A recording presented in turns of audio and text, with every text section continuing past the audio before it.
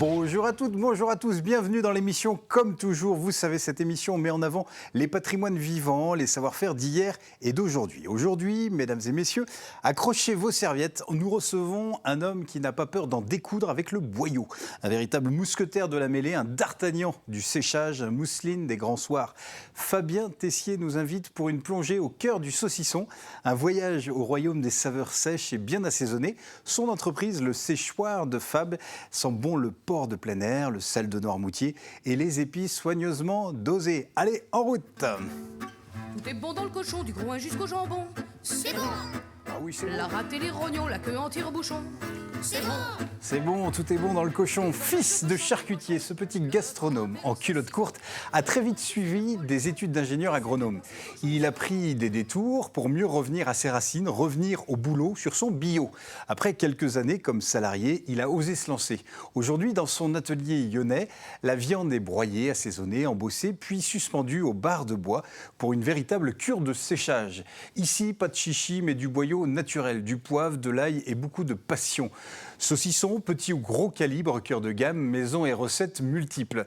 Fabien, il en produit chaque jour plusieurs centaines de kilos. Et dans son séchoir, il n'affine pas seulement des charcuteries, il affine aussi une vision, celle d'un réseau local, d'une transparence avec le consommateur et d'une convivialité retrouvée autour de l'apéritif. Alors, accrochez-vous, nous partons pour un tour de chariot entre étuvage, séchage et dégustation en compagnie d'un charcutier qui ne manque pas de sel. Ah, fallait la faire. Car constamment, sur le fil du hachoir, il découpe, il décoste, il taille, il débite, il dénerve, il dégorge. Il dégorge pas comme un... Enfin, Fabien Tessier est un virtuose du piano de cuisine. Et moi, je me mêle les pinceaux, les mains dans la cambuse, les pieds dans la chaîne alimentaire. Il brûle les planches à découper, il broie, il pile, il moue, il écartèle, il tord les boyaux. Ça fait des tripes de tripes. Parfois, il fait l'andouille. Il y a de la bonne humeur dans l'atelier. Chez lui, c'est de la viande haut de gamme, de la belle ouvrage.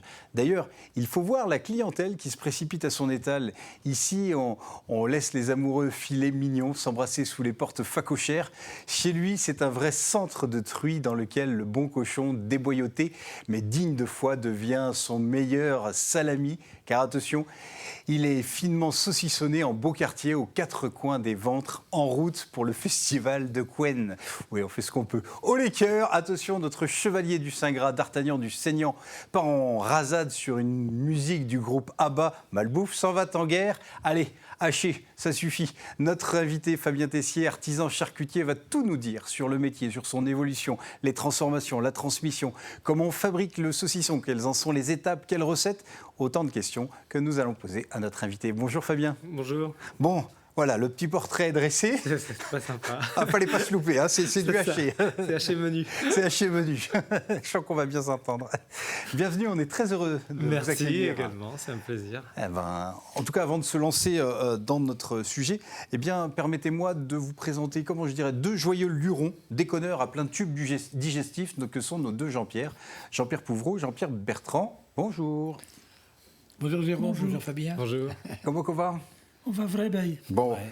vous êtes à l'apéritif, vous êtes plutôt saucisson? Oui. Ah Oui. oui, Oui. évidemment, bah, bien sûr. Mais vous allez me dire pas n'importe quel saucisson. Non, non, mais vrai, deux saucissons, deux chez nous, il n'y a que ça qui est bon. Ouais. Quand il est fait avec la tradition, avec tout le respect de la recette. Avec du c'est bon le produit. meilleur. Là encore, il y a Et tout est dans le produit, le produit. Mais David, vous allez bien vous entendre. Ah ben moi, il n'y a pas de souci avec des gens de l'art, comme ça, je m'entends.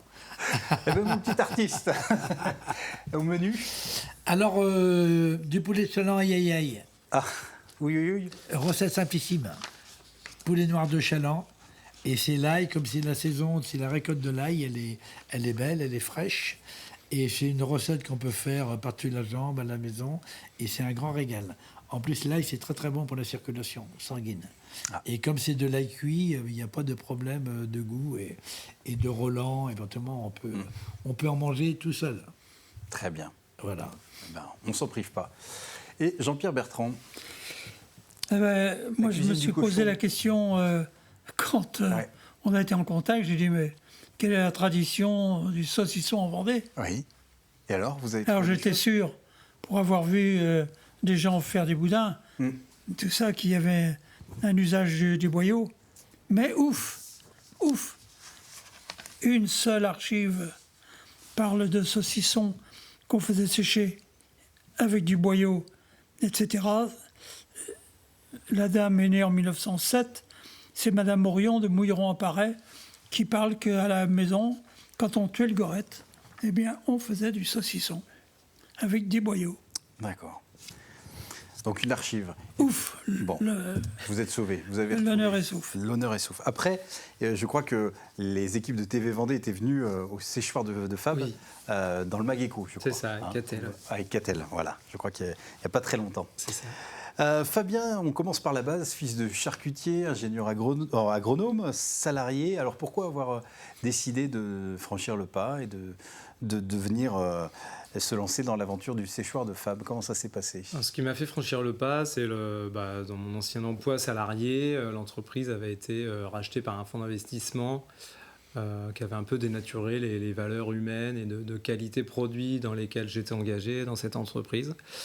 Et pour me remettre en cohérence avec mes valeurs, je me suis dit, il faut que je crée moi-même une entreprise qui me corresponde. Et donc, du coup, toujours passionné de charcuterie. Ouais, parce que vous êtes tombé et dedans quand vous voilà, étiez je suis tout tombé petit. dedans quand j'étais petit. Au Bourg-sous-la-Roche, je crois. Au Port-sous-la-Roche, exactement. Ouais. Donc, j'ai toujours travaillé avec mon père pendant les vacances scolaires pour me faire un peu d'argent. Donc, j'ai toujours été baigné dans la charcuterie. Et donc, moi qui aime bien les moments un peu conviviaux, j'ai voulu me spécialiser dans le produit sec et dans la charcuterie sèche. D'accord. Des produits qu'on va retrouver sur une planche de charcuterie au moment de l'apéritif. Alors, on vous retrouve où? Le séchoir de Fab, il est où? Alors, je fais les marchés, Vous je faites fais de la les vente marchés, directe. ouais. Donc, les marchés, je fais le marché de Bretignolles toute l'année. Et après, des marchés autour de La Roche-sur-Yon. Donc, c'est des marchés mensuels. Il y a le premier mercredi du mois, c'est à Venanceau, le D'accord. deuxième à Belleville et le troisième à Mouron-le-Captif. Après, il y a la boutique, Ouais. la boutique du séchoir, Alors, une qui se petite trouve- boutique de vente sur place sur mon lieu de fabrication. Ouais. Donc, qui est situé 20 rue Watt, à La Roche-sur-Yon, Dans dans la la zone zone de de- Belleplace, D'accord. où j'organise aussi des visites, dégustations, Ok. et des ateliers qui se font aussi sur place. Atelier pour fabriquer du saucisson? Alors, il y a deux ateliers différents. Ouais. Un atelier pour venir fabriquer avec moi le saucisson. Donc, vous passez la matinée avec moi à fabriquer. Et vous repartez, vous revenez 4 à 5 semaines après le séchage, avec les saucissons que vous avez fabriqués. D'accord.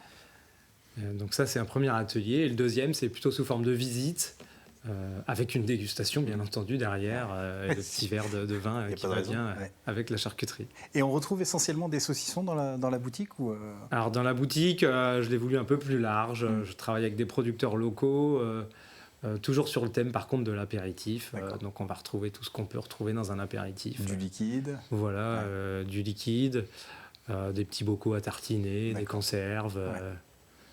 avec ou sans viande. Voilà, on retrouve un peu pour tout le monde. Alors, quand vous décriviez un des ateliers, la fabrication de saucissons, vous dites en une matinée, puis après on revient 4 semaines plus tard. En une matinée, on fabrique un saucisson? C'est quoi les étapes de la En une fabrication? matinée, ouais, on fabrique un saucisson. Ah, Moi, en une matinée, j'en fabrique un peu plus de 1000. Ah ouais. Donc, ouais. Il faut les stocker. On arrive à en Ouais, faire ouais. quelques-uns. Ouais. Donc oui, l'étape du saucisson, on reçoit de la viande. Moi, je reçois de la viande qui est déjà piécée, des morceaux que j'ai choisis. Ouais. Donc pour faire le saucisson, il y a 2 morceaux, il y a de l'épaule et du gras, D'accord. donc du maigre et du gras, dans un équilibre qui est défini. Mon saucisson, il est plutôt maigre, donc il y a pas mal d'épaule et un petit peu de gras. Ensuite, cette viande, on va la broyer, c'est la première étape. Donc on broie la viande comme un steak haché. Ensuite, on va la mélanger avec tous les ingrédients, donc le sel de Noirmoutier, le maceron, qui est le poivre vendéen, D'accord. et on y rajoute les autres épices qui vont composer le produit, soit de l'ail et du poivre. Quand Ça, c'est ce tout sont simple. des étapes délicates. Le mélange est très important, Ouais. oui. Le temps de mélange et la texture que va avoir la viande à la sortie du mélange, c'est une étape un peu technique, quoi. Il faut savoir arrêter le mélange au bon moment. Au bon moment. C'est-à-dire qu'il faut bien En connaître fonction ses de la produits température aussi. de la Ouais. viande, en Ouais. fonction Ouais. des produits, en fonction de la quantité de viande qu'on met dans le Ouais. mélangeur, etc. Bien sûr, ouais. Et ensuite, une autre étape délicate, c'est le poussage. C'est-à-dire qu'on met la viande dans un poussoir et c'est là qu'on embosse la viande dans le boyau. Dans le boyau? On met le boyau. Voilà. D'accord. Et donc cette étape nécessite un peu de doigté, un peu de technique. Ouais. Quand on fait de l'embossage, on dit il faut bien bander le produit, c'est-à-dire qu'il faut qu'il soit bien serré Bien. dans le boyau. Il ne faut pas qu'il soit trop mou, sinon ça fait quelque chose de tout mou. Donc, il faut aussi des boyaux de qualité. Il faut des boyaux de qualité. Moi, je c'est- travaille tout en boyau naturel, donc c'est D'accord. aussi un boyau qui est assez fragile. Hein. Ouais. C'est les intestins. Ouais. Donc c'est assez fragile, donc il faut le doigté qui va bien D'accord. pour le faire correctement. Et ça, le visiteur, il se prête à ce jeu-là aussi? Alors quand on fait les Quand visites l'atelier, simples, oui, non, quand- mais quand- l'atelier de fabrication, l'atelier, ouais. oui, c'est vraiment... donc celle-là, C'est vraiment l'étape un peu où moi je rigole un peu en regardant les gens faire parce qu'ils me voient faire, j'en fais quelques-uns, ça paraît paraît très facile simple. toujours. après, ouais. Et quand on s'y colle, eh ben, c'est pas si simple, le boyau pète, ouais. on appuie 2 fois alors qu'il faut appuyer une fois, après il est tout mou, on fait un grand saucisson comme ça, donc ça n'a pas d'allure. Ouais. C'est là un peu quel savoir-faire. Et après cette étape, donc du boyau. Donc après c'est cette terminé étape, on vient fermer le saucisson, Ok. on lui met une petite ficelle pour pouvoir l'accrocher sur Ok, des pour barres en pouvoir bois et le l'appendre. suspendre sur Ouais. des chariots. D'accord. Et ensuite, une fois que tous les saucissons sont fabriqués, on vient pousser les chariots dans une étuve et un séchoir. 4 semaines. 4 semaines pour les petites pièces, 8 pour les plus Ouais. grosses. En fait, on adapte le séchage en fonction du calibre de la D'accord. pièce. Plus c'est gros et plus ça va mettre de temps. Et là, vous avez différentes gammes, différents calibres. Il y a une dizaine de recettes à peu près sur le saucisson. Je fais aussi des saucissons saisonniers, c'est-à-dire que tous les mois, je fais une recette un petit peu différente. D'accord. Pour amener un peu d'animation et faire aussi un petit peu un produit de Diversifier saison. aussi, ouais. Voilà. Hmm. Donc j'avais les recettes de l'été, il y avait un saucisson à l'anis et un autre à la tomate. Ok. Et l'idée de ces saucissons, c'est de faire des choses un petit peu innovantes aussi. J'ai toujours travaillé un peu dans la recherche et développement et du coup, j'aime bien tester des nouvelles choses un petit peu. C'est une recherche perpétuelle, alors, et toujours en mouvement. C'est ça, quand j'ai le temps, je fais toujours des essais, essais. dans les périodes un peu plus creuses. Ouais. Vous avez une bonne bande de copains-copines qui testent aussi avec vous lors des Pour apéros tester les saucissons, il y a toujours du monde, c'est facile, hein, des voisins, des amis, la famille, Les occasions. les enfants Ouais, adorent aussi ouais. tester Mais les c'est nouveautés. des bons tests en même temps. Et il faut y a toujours beaucoup- avoir des avis Ouais, extérieurs, bien sûr. donc je suis très content de pouvoir les tester. Ouais, bien sûr. Et cette partie séchage, elle est aussi, c'est une partie délicate. Ça veut dire que là, il y a une surveillance à avoir quotidienne ou, Ah oui, il y a une ouais. surveillance quotidienne à avoir sur les paramètres d'hygrométrie et de température. C'est très important. Moi, je travaille tout en fleurs naturelles, donc c'est la moisissure qui se développe, le blanc qui se développe autour du saucisson. Ok. Donc, il faut vraiment maîtriser ce développement pour Ouais. pas qu'il y en ait trop peu. Ou Donc trop. avoir l'œil. Donc voilà, il Ouais, faut ouais. vraiment... C'est quoi également le sentir? Comment on sait qu'il est sec? Ça se voit? Alors, il y a du toucher, Il y a du toucher, ce qu'on appelle ouais. la prise en masse, il y a du toucher, il y a de l'odeur, il y a le visuel. Voilà, il y a un peu tous ces paramètres qui vont rentrer en compte. Ouais. Ah bah, très bien. Je vous propose qu'on se fasse une petite pause avec notre Jean-Pierre Pouvreau. On va passer à table. Peut-être qu'il sera question de saucisson ou des cousins du saucisson. Allez savoir. C'est avec Jean-Pierre Pouvreau. Et donc, comme vous le disiez Oui. tout à l'heure, Appelez-moi Sylvia. comme vous le disiez tout à l'heure, donc c'est bien du poulet à l'ail, aïe, que je vais faire. D'accord. Et donc avant, bien sûr, on va déguster du saucisson En apéritif. à l'apéritif Avant le avec poulet, des voilà. gens qu'on aime bien, C'est qui ça. mangeront le poulet après. Ça, c'est impératif, on ne peut pas passer à côté. Si on mange du poulet à l'ail, on mange obligatoirement du saucisson sec avant, voire à l'ail. Voilà. Alors donc, c'est une recette rigolote. Moi, j'ai trouvé, c'est une recette vraiment rigolote. C'est une très vieille recette, contrairement Ah à bon ce qu'on pourrait penser. Ouais. Il faut un beau poulet, 1,5 kg à 2 kg, noir 2 chalands, je précise. Il faut prendre de la viande de qualité pour pouvoir se régaler. Et alors, il faut à peu près 12 têtes d'ail. Et dans chaque tête d'ail, il y a à peu près 10 à 12 gousses, à peu près. Hein. Donc, les têtes d'ail, on tape dessus pour bien les écraser. Voilà. On enlève les gousses d'ail, on enlève la première peau. Hein. Comme ça, il faut toujours garder une peau à l'ail. Et alors, dans une cocotte minute ou une cocotte en fonte, même, c'est aussi bien, on met à peu près, là, pour un poulet d'1,5 kg à 10 kg, on met 40 à 50 centilitres d'huile d'olive mélangée avec de l'huile de colza. Je mets un tiers d'huile de colza. Moi, j'ai bien mélangé les huiles. Ah oui, c'est bien de. Ouais, j'en mets toujours 2. Quoi, voilà. Et donc, il n'y aura pas de véritable cuisson, ça va cuire à l'étouffée. On ne va pas rosiner, comme on dit en patois. Hein, on ne va pas rosiner. Et alors, donc, on met les 2 huiles dans la cocotte. On met les ails avec la peau qui nous reste. On les jette dedans, on mélange, on rajoute du thym, du laurier. Le poulet de chaland, on le prend, on le brie d'avance où on veut. Et on le roule, il apprend à nager dans l'ail. dans l'ail et l'huile. Quand Et- vous dites on le bride un peu, c'est Mais brider, alors c'est tout un art. Ou on le bride à l'ancienne, les pattes de derrière et par devant, derrière les ailes, ou alors il faut une aiguille à brider. Ah, On d'accord, passe à bon, travers ok. les ailes, on repart. D'accord, je savais pas à quoi ça Là, correspond. ça donnerait, il faudrait une émission entière pour apprendre à brider. Ouais, c'est un savoir-faire. Là aussi. Pour apprendre à brider un Le poulet. spécialiste a de quoi rigoler quand tu vois un Ah bah, amateur faire ça pour la première fois. ouais. Ouais, j'imagine. Non, bon. Mais bon. C'est comme le boyau, quoi. C'est comme les boyaux, voilà. Alors donc, tout ça, ça se passe en douceur et en profondeur. Ça veut dire le poulet, l'ail, l'huile, la cocotte, le thym, le laurier. Et alors donc, on le couvre hermétiquement. Si c'est une cocotte, pas minute, on met de l'eau sur la cocotte pour que il s'auto-cuise, quoi. Voilà. Et donc là, il faut le faire cuire à peu près une demi-heure à la livre.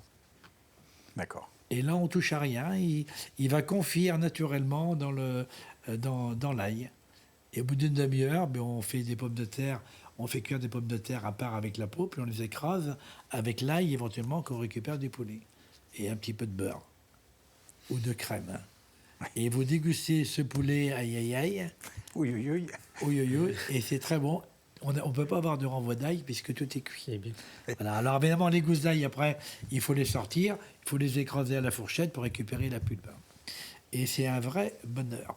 C'est tout simple. Ouais. On murmure à l'oreille qu'il faut aimer les maths dans votre recette. Parce qu'un poulet d'1,5 kg, mais une demi-heure à la livre, il faut faire les petits calculs. Ben, une livre, c'est 500 grammes. Ouais, mais il faut faire les calculs. Ah oui, oui, oui, mais la cuisine, c'est toujours aléatoire, c'est toujours de l'à peu près. Si on met un poulet dans un four, par exemple, je sais pas, moi, un four qui fait 50 cm de côté, si on met un poulet de 500 grammes ou d'1 kilo, il sera beaucoup plus vite cuit que si on met un poulet de 2 kilos. Ça veut dire que les ratios de cuisson sont que par rapport au volume qu'on met à l'intérieur d'un four. Donc il n'y a pas de temps réel. C'est toujours de l'à peu près. Si le four il est plein, le temps de cuisson, il n'a rien à voir avec la taille. C'est pour ça, donner des temps de cuisson, c'est toujours aléatoire, c'est de l'à peu près, quoi. Après, il faut avoir l'œil, avoir le goût de la cuisine, bon, et puis le faire, quoi.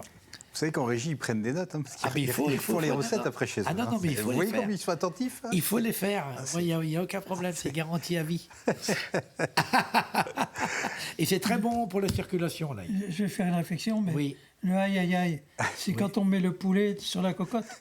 Mais ça veut dire C'est qu'il y a ça. beaucoup d'ail. Alors plutôt que de dire qu'il y avait poulet noir de Chalon avec beaucoup d'ail, j'ai condensé, j'ai dit aïe aïe aïe. Ah oui.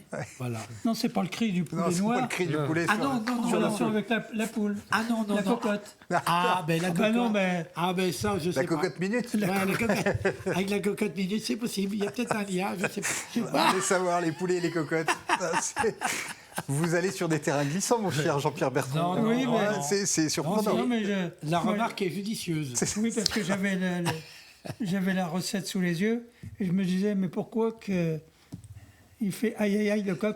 Oui, ouais, mais bien sûr, mais Tu c'est... connais le cri du coq? Oui. Il Oui, fait oui. pas aïe aïe aïe. Non, ah ben non, il fait...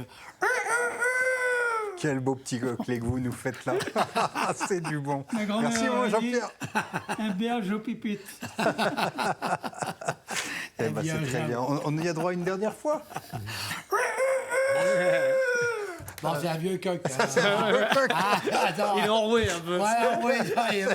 À 73 ans, Ouais, voilà. Merci, mon petit coq. Il dit que c'est approximatif, par exemple. Dans le saucisson, ça n'a pas l'air d'être approximatif. Quand même. Non, la charcuterie, c'est un petit peu comme la pâtisserie. On est vraiment au gramme près quand on dose du sel, des Ouais. épices. On est vraiment même au dixième de gramme près. D'accord. Ouais. C'est vraiment important. C'est un art de la précision. C'est ça, c'est un art de la précision, un peu comme de la pâtisserie. Et au contrario de la cuisine où c'est un peu plus aléatoire, on vient doser du sel et du poivre comme ça. Dans la charcuterie, tout est pesé vraiment de manière précise. Quand vous nous parlez de vos saucissons, vous dites donc la viande arrive.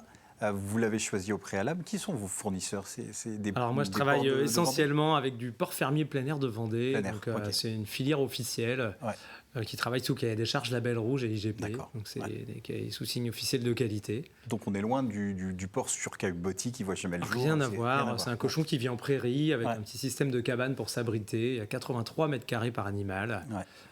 C'est des porcs qui vivent plus longtemps. Donc voilà, Ouais. il y a des notions de bien-être animal qui accompagnent Ça, ces élevages. c'est des questions qu'on vous renvoie beaucoup sur les marchés, savoir la Toujours, provenance. Ouais. oui, toujours. D'où viennent les cochons? Est-ce que c'est bien moi qui fabrique le produit? Parce qu'il y a beaucoup bien sûr, ouais. de revendeurs sur les Oui. marchés. Hein. Et qui plus est peut-être en saucisson.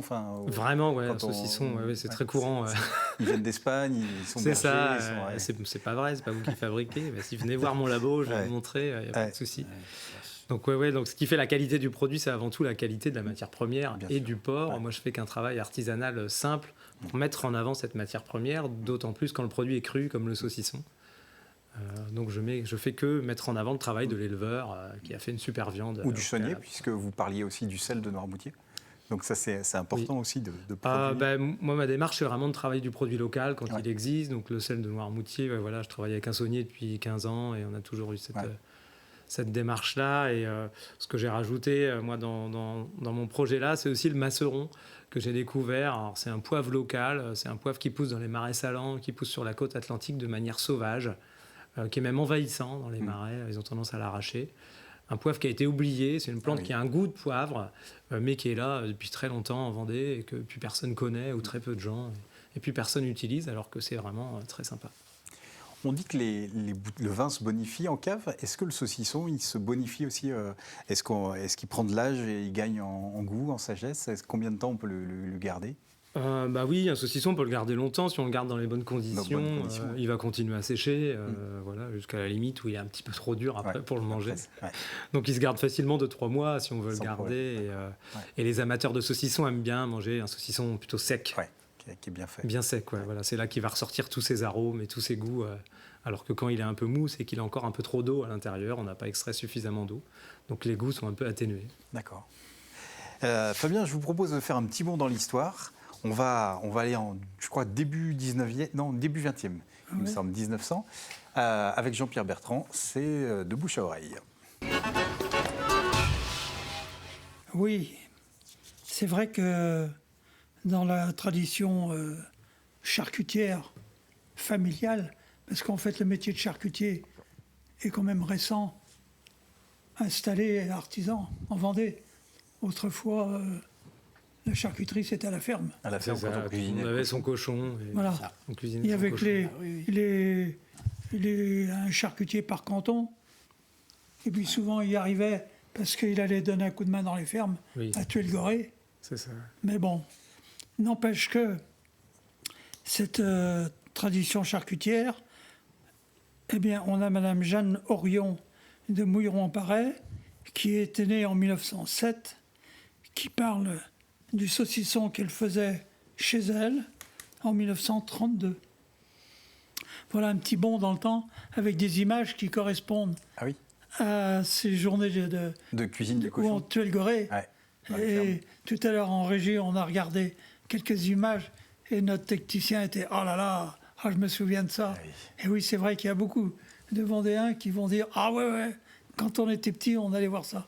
Et il y avait une tradition, pour ceux qui faisaient la charcuterie, c'est de demander aux gamins « T'as un couteau dans ta poche ?» Et ben, tout le monde avait un couteau dans sa poche. C'était de prendre le couteau du gamin, l'ouvrir Et transpercé. et le mettre dans l'anus du porc. Le pauvre gamin, le couteau. Le couteau. Des pratiques. Mais c'était C'était dans les jeux, dans les jeux. autour de ces journées de charcuterie. Bon, Allez, Madame on se fait Orion. une petite descente à rappel du côté de l'enfance, alors. Donc vous faisiez pas trop de pâté puis tout ça. Ah, mais si, mais Si, en plus. j'ai fermé pendant peut-être 7-8 mois, le temps qu'on ne voulait plus nous donner de pain. Ah oui. C'est là que j'ai fait de la couture. Mais autrement, c'est vous qui faisiez tous Je les faisais pâtés. mais non seulement les faire, mais il fallait détailler la viande. Une fois, il y a un monsieur de la Grandière, j'ai son nom sur le cahier. Monsieur Bertrand de la Grandière, 4 porcs de 80 kilos chacun, net. 324 kilos, 8000 et quelque chose, tout payé comptant, jamais dû à personne, jamais. C'était pas rien. C'est vous qui les avez tout préparés. Ah ben préparé puis coupé, parce qu'on les tuait, puis on amenait la viande. Puis on avait une grosse barre de fer là, dans le couloir, elle était à côté à ce moment-là. Et le paysan qui avait vendu les bêtes, il les a accrochés au crochet de fer. Mais quand j'ai vu ces vieux pieds, puis 80 kilos chacun, il faut voir ce que c'est. Quand j'ai vu ça, quand même, le chagrin m'a pris, j'ai moitié envie de pleurer. Je dis, mon Dieu, Et alors, le saucisson, quand il est fait, il faut qu'il sèche un peu, qu'il prenne de la couleur, qu'il soit rouge, parce que quand il est fait, il est tout blanc, puis le boyau, bon, il faut que ça sèche, et puis alors, ça fermente, ça fait de la couleur rouge un peu. Et alors, il faut des ficelles pour l'attacher à chaque bout. Au milieu, il faut serrer de la fois. Et alors, ces ficelles qu'il n'y avait pendant la guerre, il n'y avait pas de vraies ficelles de chanvre. C'était que des ficelles de papier. C'était que du synthétique en tout, quoi. Puis on a un Jean-Pierre Pouvreau qui est tout émotionné, qui vient de voir dans les photos son grand-père, la charcuterie Joubert. Oui, Ah. son surnom c'était Boudin Boudin. Boudin Boudin. Et Oui, charcutier, il était connu comme le loup blanc dans tout le secteur Saint-Gilles, Croix-de-Vie, Saint-Hilaire. Il faisait tous les pèlerinages, toutes les foires, les marchés. Comme toi. Oui, Comme toi. oui. Et ben voilà, connu comme le loup blanc, on le sait. Non, ouais, Et les pèlerinages. Il connaît la tournée. C'est déjà la fin de notre émission. Fabien, merci beaucoup d'être venu. On vous souhaite bon vent. Et puis, on a bien noté le séchoir de Fab à La Roche-sur-Yon et puis présent sur les quelques marchés aux alentours. C'est ça. Merci de nous avoir transmis cette passion. Et puis, on espère aussi que ça a permis aussi à peut-être des plus jeunes aussi de se passionner pour ce métier aussi. qui est un oui. très beau métier que celui de charcutier. À bientôt. À bientôt. À bientôt. À bientôt, les À bientôt. gens. À bientôt. Merci beaucoup.